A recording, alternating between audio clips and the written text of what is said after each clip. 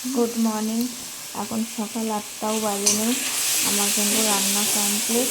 আজকে ভোর 5:30টায় ঘুম ভেঙে গেছিলো, তো আর ঘুম আসছিল না বলে সকাল সকাল উঠেই রান্না বসিয়ে দিয়েছি।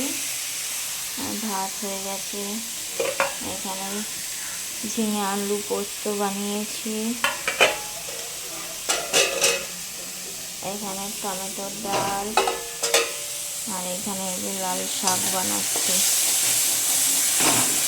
আমার রান্না প্রায় হয়ে গেছে।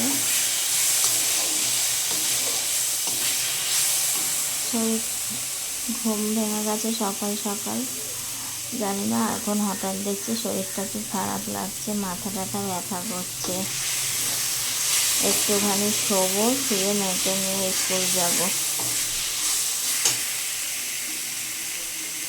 শরীরটা খুব খারাপ লাগছে, না শুলে হবে না।